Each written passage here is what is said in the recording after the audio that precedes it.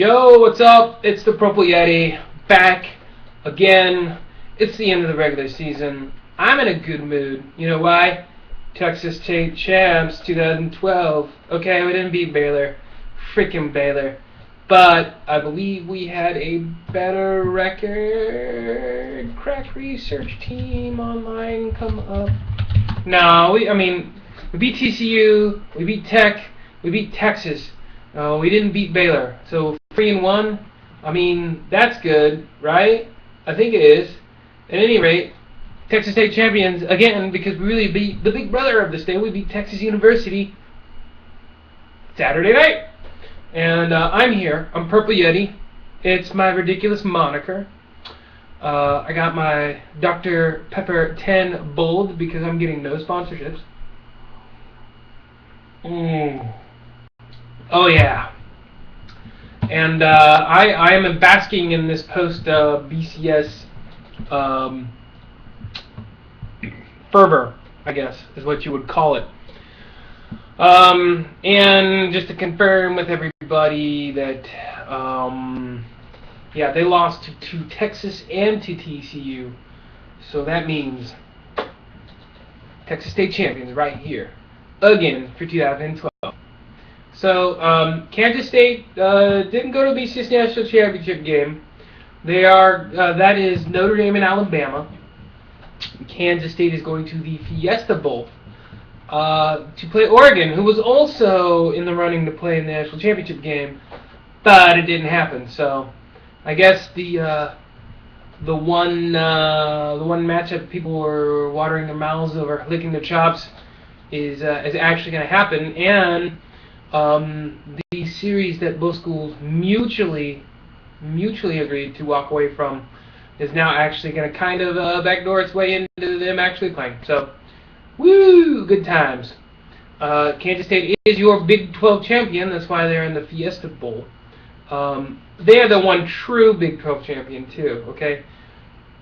Second place team is going to claim that the co-champions. I understand that, but last time I saw, this team is the team that's going to a BCS Bowl and not the other one. In fact, and I'm of course talking about the Oklahoma Sooners, those cheerful, self-entitled fellows.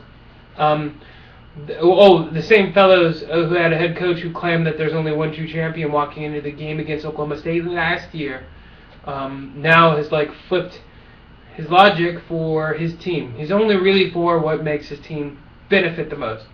That's what these fans are doing. You can throw rules are rules, stats, whatever. But the one true champion is Kansas State because they are going to the BCS Bowl. The BCS committee recognizes Kansas State as champion. They got the tiebreaker. Yada yada yada. Go ahead and claim co-champion, but it's the Big 12 champion right here, Kansas State, and it just feels so good. Let me take a drink. Oh, yeah. Now, that said, Oklahoma is going to be angry at Nebraska being Nebraska and getting their asses handed to them in the Big Ten championship game against Wisconsin. It was 63-10 or 17 in the third quarter. Nebraska sucks. Totally sucks. Oh, if you disagree, throw a comment down below. Because I don't think you could really, you can't really do anything else with that. That's just ugly. Anyway, knocked their asses so far down. Northern Illinois beating Kent State, where everyone thought Kent State would be the one BCS buster coming in. They lost against Northern Illinois, and Northern Illinois moved up just far enough to be in the top 16. And by rule, they have to have a BCS bowl. And that bumped Oklahoma out and put them in against Florida State, which that might be a pretty good game because Florida State's known to choke. So, I might as well run down the other BCS bowls. Louisville's taking on some other team in the Sugar Bowl. Is it Clemson? I don't really care. Big Ten champ. The Rose Bowl is Stanford and Wisconsin.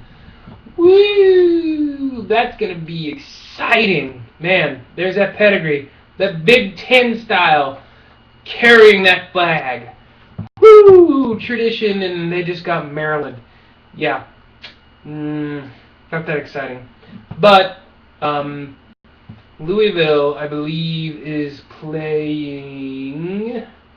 blah, blah, blah, blah. The Louisville... Oh, Florida, of course, because they're SEC. And it's unfair that only 2 SEC teams get in. I mean, we spent all season overrating them anyway. I mean, that top-heavy conference. I mean, seriously, look at the bottom. Yeah, there's no middle ground with that conference. But, hey, that's okay. We're going to ignore everything and front run like ESPN does. Because front running is the cool thing to do. Yeah, I want to save my job of just talking nonsense year round by just picking the conservative front running and then group thinking that into the swell of support for some kind of fabricated dominance that is only realized when the national championship game happens versus everything else. But that's okay. Man, great PR job, ESPN and SEC. You guys are the champions of PR, really. I wish our conference could do better, but it can't. We had Missouri. Sorry. It was Missouri. We're doing better. You know, West Virginia. Oh, love you, fans. So, anyway, that aside, Oklahoma's in the Cotton Bowl against A&M, so it's going to be a Big 12 matchup, really. Johnny Football. Yeah, Johnny Football, I believe, is going to win the Heisman because of the same hype machine. That's where Texas A&M fits a lot better with the SEC. They talk a lot of entitled smack talk really well over there, and you're going to see Manziel win the Heisman, even though Colin Klein had a great bounce-back game against Texas and looked really solid. He had one bad game, but they're going to forget the fact that Johnny Manziel had 2 bad games, and he lost 2 games. So, anyway, whatever. It's a unified voice of loud smack-talking that usually wins. Squeaky wheel in this case, is the SEC and Texas A&M. So, congrats, Johnny Football. But hey, Klein is a finalist, so he'll be in there with Manti Te'o and Johnny Football. So at least he'll have the honor of being in there. Now they got to win a BCS Bowl. They play Oregon, and Oregon this is going to be a lot like the Cotton Bowl last year. High-powered offense. Defense can be just tough enough.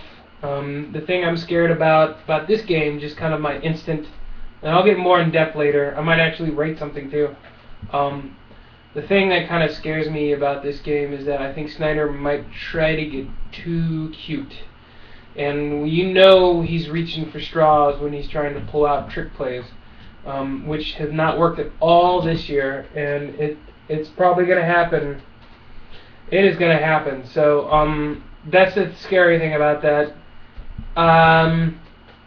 You know, maybe if they pop Oregon in the mouth hard enough and get them out of rhythm, hold on to the ball, kind of do what Stanford did against them, then they might be able to come out on top, and I hope so. You know, I'll be there January 3rd, and well, not there physically. I'll be in Austin, but I think I might go to the Spirit Club here in town, hang out with all my K-State homies. So that's exciting. So Alabama did win, although Georgia should have won the SEC championship game. It happened, so Alabama's the toughest ever. I'm going to write this article and not think about it. I'm going to copy and paste. Oh, sorry. I didn't mean to go all ESPN for you. Yeah, so they won. Notre Dame went undefeated, of course. Congrats to those guys. My second favorite team. Not going to lie. I already talked about it on an earlier roar. So, or an early roar. I don't know. You can do whatever. So, that is that. What else? Big 12-wise, who else was playing? 90% of the league. Let's go top to bottom. So I talked about Oklahoma. Oklahoma State is taking on Purdue in the Heart of Dallas Bowl. Not going to that one. Iowa State's playing Tulsa in the Liberty Bowl. That should be a good game.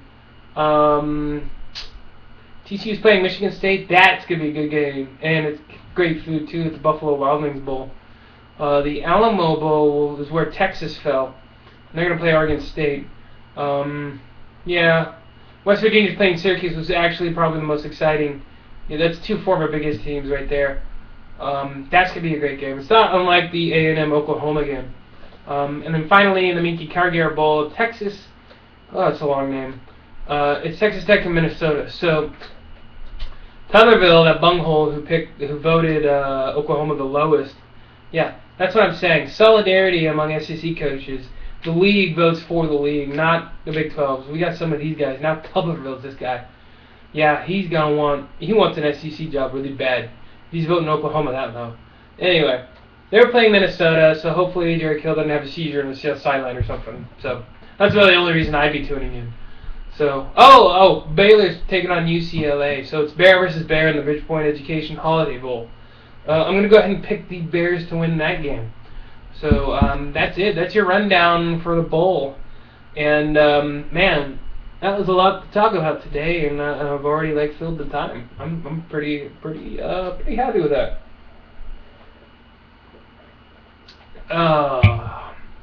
So what's coming up?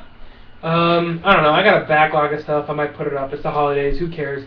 Regular season's over. It's the bowl season. It's going to be a celebration. I'll probably talk about the best and worst of whatever happened in the last 4 months, and then we'll start looking toward the bowls and maybe do some predictoids, some pick it and stick it lifestyle. Who knows? Anyway, I think that about does it for me. And until then, folks, leave a comment down below. Let me know. And until then, I will see you.